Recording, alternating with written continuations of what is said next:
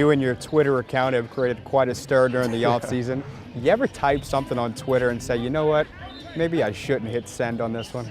You know what? That's I guess that's a lot of the time. You know, I'm human, just like anybody else, and you know, sometimes you say things and it gets taken out of context, and then when you read it again, you're like, man, I can see why people took that out of context or took it the wrong way. But you know what?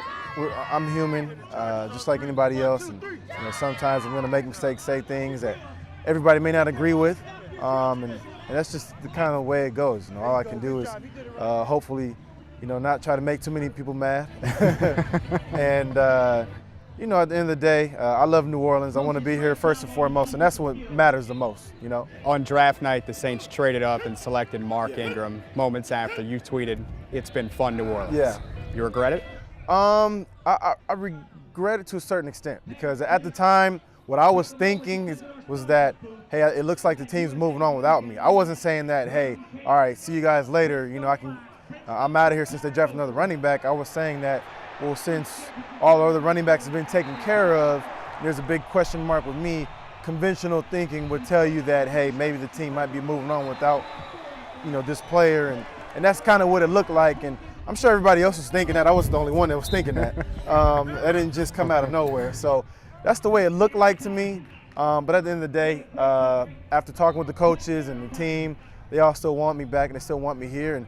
And so that's what matters. And that's the only thing that matters, is that, you know, as long as we try to do everything we can for me to remain a Saint and try to come to a happy medium, and then hopefully we make this happen, then I'll remain an New Orleans Saint. What did Sean Payton tell you the next day on the phone? Just that he wants me here, and I'm a huge part of our offense and why our offense clicks and works the way it does, and that, you know, there's still a huge role for me here, and it doesn't change my role at all, actually, and to just get ready to be a New Orleans Saint.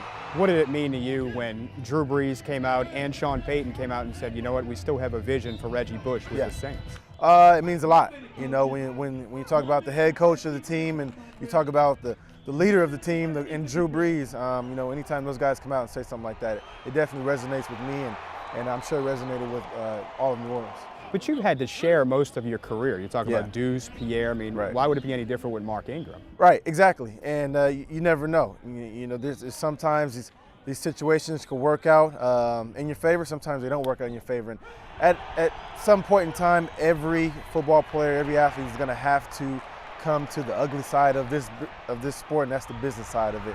And it happens to all of us, and that's just kind of where we're at right now. And you know, nobody likes it. I don't like it. I hate it. You know, I wish that, you know, everything was just like high school and college, but you know, it's not. And that's the way it is. So that's what we're dealing with right now, and hopefully it works out for the best. You and Ingram have the same agent, Joel Siegel. Does that make the situation better or worse? I don't know. You know, it's the first time I've dealt with it. So I guess we'll see what happens. You know, I know that he selected a great agent in Joel Siegel. You know, Joel is one of the best agents in the business, and he's done a great job for me and for Colston and for Darren Sharper and, you know, some of the other guys that I know that he has. You know, he's done a great job, so at least I know he's going to be taken care of. What reaction have you gotten from Saints fans since that tweet, "It's been fun, New Orleans"? I think kind of a mixture of both. You know, a lot of people took it the wrong way and thought maybe I was, you know, saying goodbye to the city, and then I think there were people who thought I was talking about the New Orleans Hornets basketball game, and then there were people who didn't really think much of it and just thought that, hey, you know, well, this is the business side of it, and this is kind of the way the cookie crumbles sometimes. You also tweeted that you're enjoying your time off with the lockout. Do you understand why people may have taken that the wrong way? I understand, but you know, I also understand that fans are tied into this sport emotionally, on an emotional level only. They don't understand that, you know, when we're putting our bodies on the line in May and mini camps and OTAs, and we're not playing for anything, then you have some guys who go out there and tear an ACL and their season is ended almost kind of for nothing.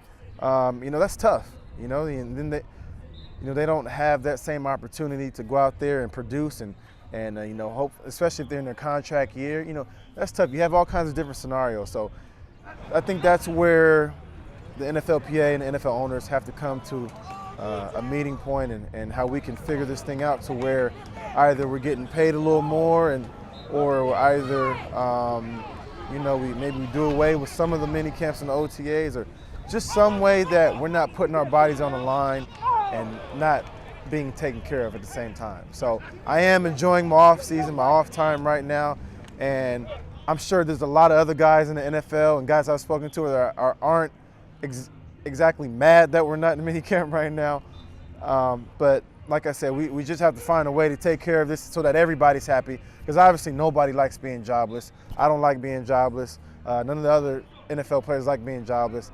And hopefully this NFL lockout will end soon, and we'll come to an agreement. You also had a Twitter feud with ESPN's Skip Bayless. Yeah. If he was sitting right here in this chair, what would you tell him? I'll tell Skip, let's go on the football field right now, me and you. That's what I would tell him. Skip, I